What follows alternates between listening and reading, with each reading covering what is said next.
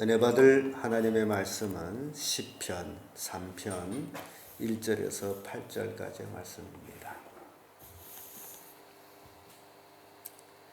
구약성경 804페이지 시편 3편 1절에서 8절까지의 말씀 찾으셨으면 교독합니다. 제가 먼저 읽습니다. 여호와여, 나의 대적이 어찌 그리 많은지요. 일어나 나를 치는 자가 많소이다.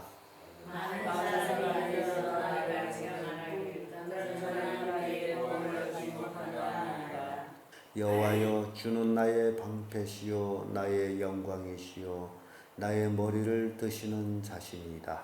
내가 나의 목소리로 여호와께 부르짖으니 그 성산에서 응답하시는도다.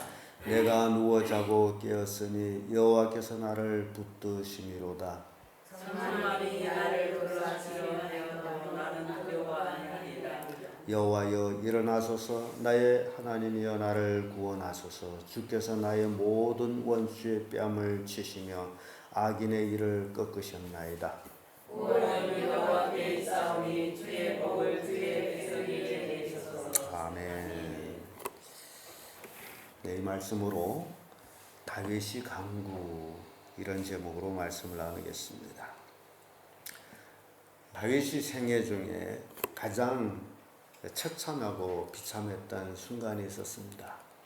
그것이 바로 그의 셋째 아들 압살롬이 반란을 일으켜가지고 왕권을 쟁탈하려고 군사를 일으켜서 결국 아비를 왕궁에서 쫓아내고 아비의 후궁과 백주의 지붕 꼭대기에서 동침하며 그러면서 아비를 죽이려고, 정말 다윗이 그 순간이 지옥 같은 순간이었습니다. 그래서 방금 우리가 읽은 이 시편 3편의 말씀은 그 아들이 반란으로 인해서 피신가서 쓴 시편입니다. 그래서 다윗을 볼 때에 어려움이 있을 때에 더욱 하나님을 의지하는 그런 다윗 왕의 모습을 봅니다. 우리가 신앙생활하면서도 마찬가지예요. 극심한 어려움을 당할 때가 있습니다. 그럴 때에 하나님을 의지하는가 안 하느냐가 그 신앙의 본심이 드러나게 됩니다. 다윗은 극심한 그 환난 속에 하나님을 의지하는, 그리고 아들이기 때문에 군사로 대적해서 죽일 수가 없는 그런 다윗의 심정, 기가 막힌 그 심정입니다. 그래서 다윗이 이러한 그 시편을 우리가 보면서 그가 얼마나 하나님을 많이 의지했는가 라는 것들을 우리가 생각합니다. 그래서 다윗이 간구, 그 첫째는 대적이 많음으로 하나님께 간구하는 모습을 봅니다. 1절에서 2절의 말씀인데, 여호와여, 나의 대적이 어찌 그리 많은지요. 일어나 나를 치는 자가 많소이다. 굉장히 많은 무리가 다윗을 배반합니다. 압살롬한테 이제 동조하고, 거기서 가장 심각한 것은 다윗의 모사로 있던 아히도멜이 결국 그도 압살롬과 같이 모반에 동참하는, 아주 얼마나 가슴 아픈 일이 일어난지 모릅니다. 근데 이 아히도멜이 도대체 누구냐 하게 되면 그 우리아의 아내 밧세바의 할아버지였어요.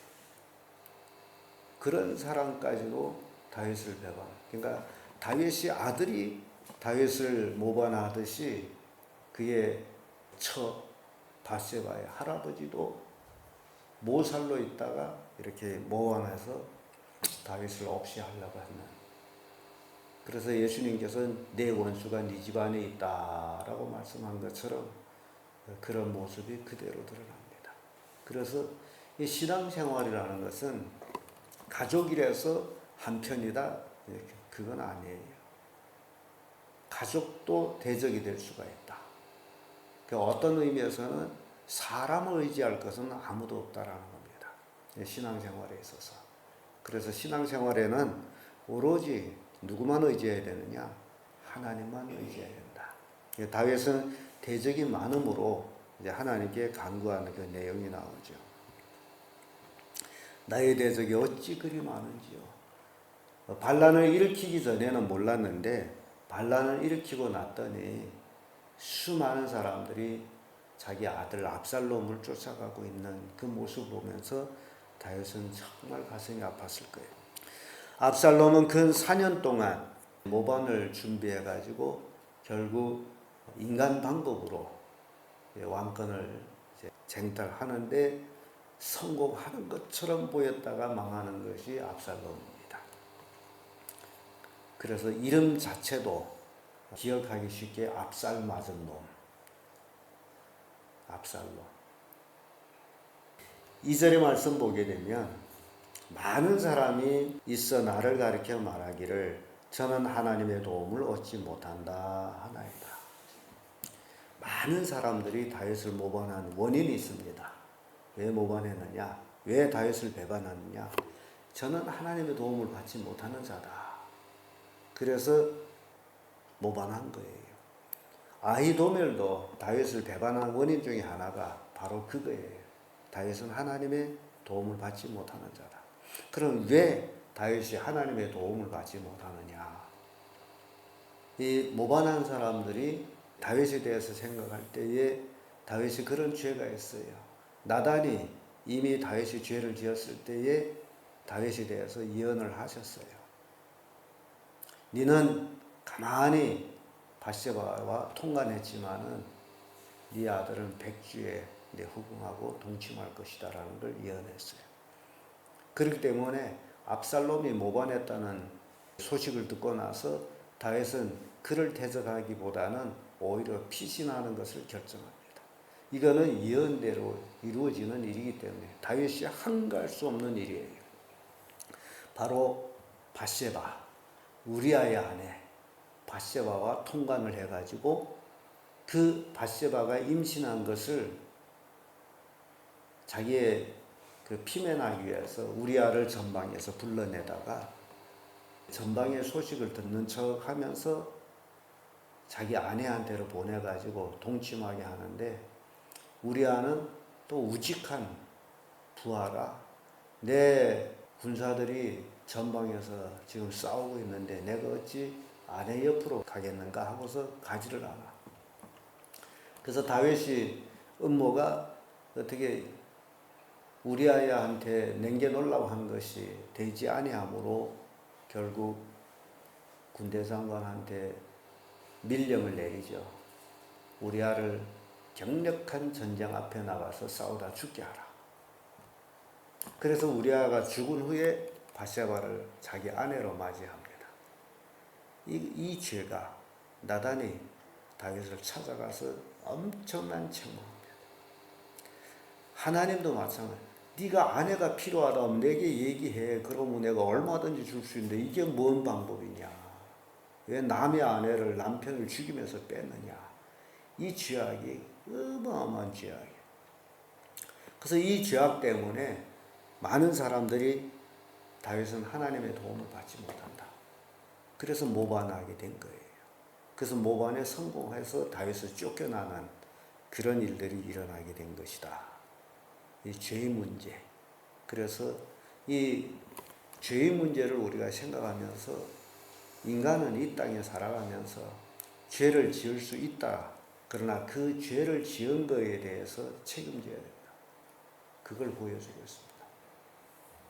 그 죄라는 것이 얼마나 무서운지를 보여주고 있는 것이 다윗이 밧세바와의 통관 사건이에요. 그로 인해서 그의 셋째 아들 압살롬이 반란을 일으켜가지고 정말 비참한 다윗의 모습이 드러나게 한 것을 우리가 보게 됩니다. 시편 71편 11절에 이르기를 하나님이 저를 버리셨은즉 따라잡으라 건질 자가 없다. 하나님의 버림을 받으면 건질 자가 없다. 그래서 수많은 사람들이 반란에 동참한 것은 하나님이 다윗을 버렸다. 그래서 반란을 일으킨 거예요. 신앙생활이 굉장히 매일매일 전쟁 같은 전쟁을 우리가 하고 있는데 하나님과 함께하는 삶, 그래서 이게 신앙생활이라는 것은 방심은 절대 있을 수 없다라는 거예요. 정말 하나님을 의지해서 신앙생활을 해야 된다라는 것을 보여주고 있어요. 다윗을 통해서 우리에게 보여주는 것. 평소에는 다 좋은 것 같은데 일단 일이 생기면 얼굴을 돌리면 다 대적이 된다라는 것. 그래서 다윗이 나의 대적이 많습니다. 다 대적 같아. 거의 다 반란을 일으키는 반란군이 되어버렸습니다. 엄청난 많이. 그래서 6절의 말씀 보면 천만인이 나를 둘러치려 하여도 라는 내용이 나옵니다. 그러니까 엄청 많은 사람들이 다윗을 배반했어요. 그래서 다윗은 이런 일이 있을 때 어떻게 한 거예요? 하나님께 간구하는 거예요. 다윗은 하나님밖에 의지할 곳이 없는 사람.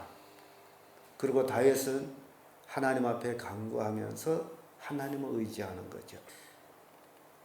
그 5절에서 6절의 말씀 보면 하나님이 자기를 지켜줄 것이다 라는 믿음을 가지고 있습니다. 내가 나의 목소리로 여호와께 부르짖으니 그가 성산에서 응답하시리로다. 내가 누워 자고 깨어 있으니 여호와께서 나를 붙드심이로다. 하나님이 붙드심이로다. 하나님이 지켜줍니다. 이런 그 신뢰, 하나님의 신뢰, 하나님에 대한 믿음 굉장히 중요합니다. 그러니까 다윗은 왜 이런 아들 반란 속에서도 이렇게 하나님을 믿는 믿음을 가지고 있느냐? 그게 중요한 거예요.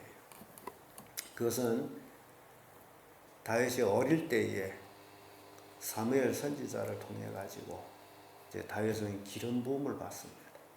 하나님의 선택에 기름 부음을 받아요.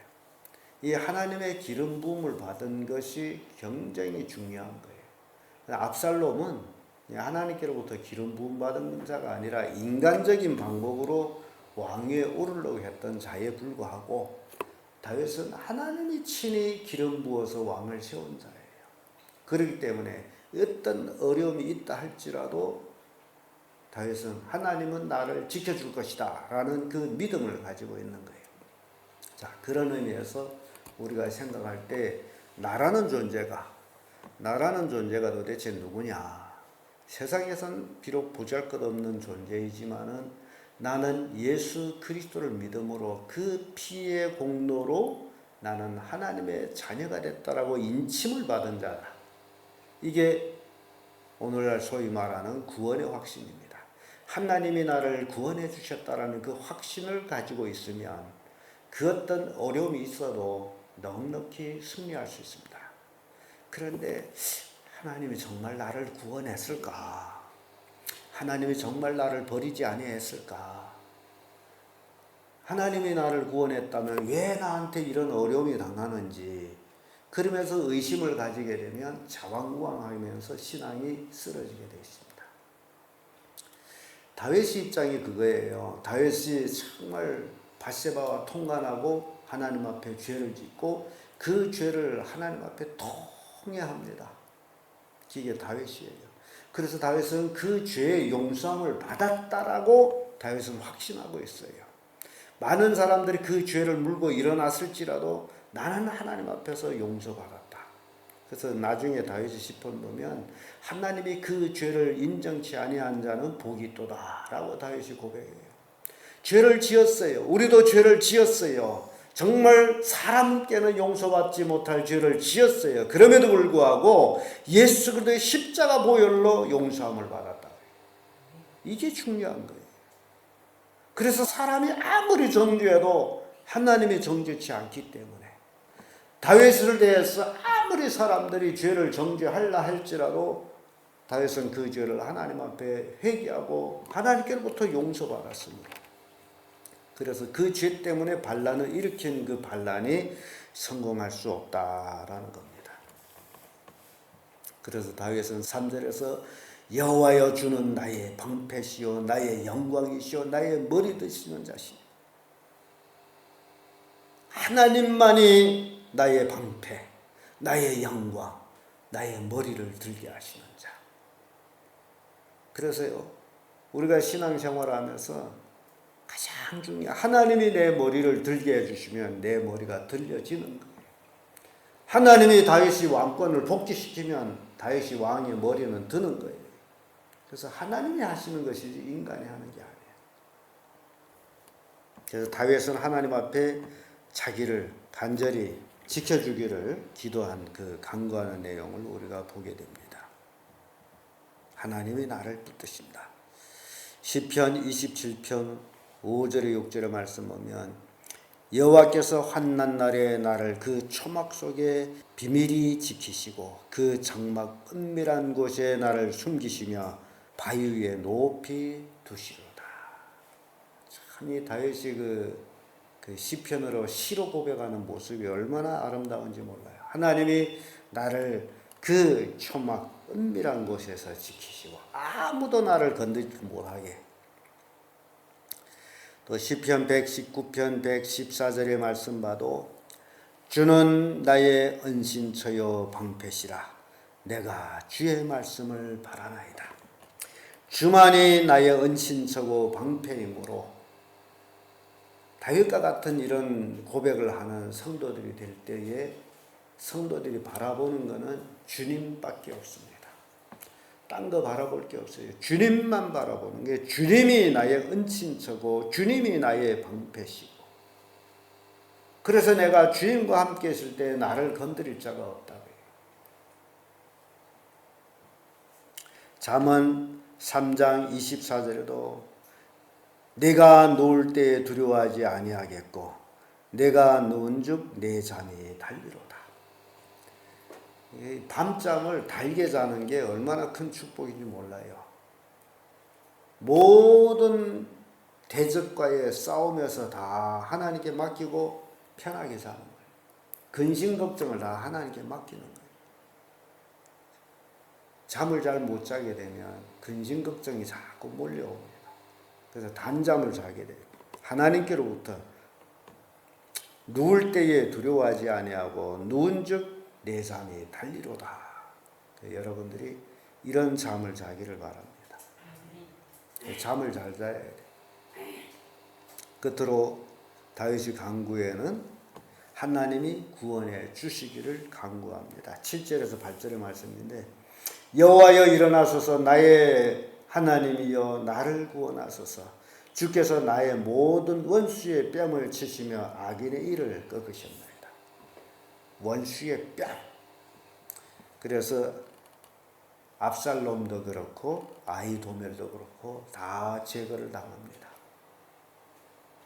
뺨을 치 그 일을 꺾으시고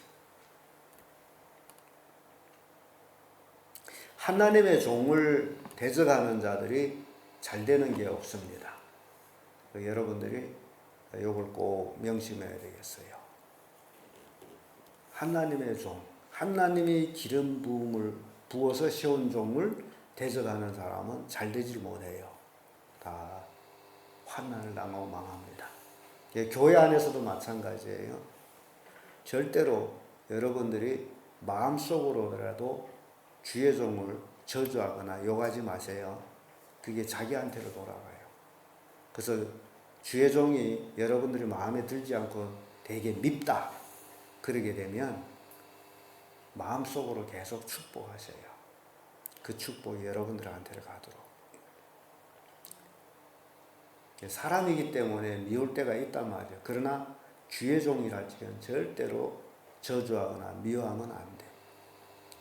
그 하나님을 무시하는 죄가 됩니다. 그 하나님께로서 이렇게 생각하면 네가 뭔데, 네가 뭔 잘났다고, 네가 뭐가 잘해서 내 종을 네가 저주하고 욕하느냐. 하나님 그렇게 묻는단 말이에요. 그러면 뭐라고 대답하겠어요? 할 말이 없잖아요. 그래서 안 되는 거예요. 그래서 오히려 축복하고 기도하는 거죠. 그래서 주의 종이 정말 하나님께로 받지 못할 복이라면 내가 축복한 복이 나한테로 돌아오는 거죠. 그래서 다윗의 간구를 볼 때에 일어나소서. 굉장히 하나님의 도우심을, 하나님의 구원해 주심을 간구하는 모습을 우리가 봅니다. 8절에 보면 구원은 하나님께 있사오니 주의 복을 주의 백성에게 내리소서. 구원은 누구에게만 있어요? 하나님께만 있어요. 시편 23편 우리가 너무너무 잘 아는 말씀입니다. 그 중에 4절에 내가 사망의 음침한 골짜기를 다닐지라도 해를 두려워하지 아니할 것은 주께서 나와 함께 계심이라. 주의 지팡이와 막대기가 나를 안위하시나이다.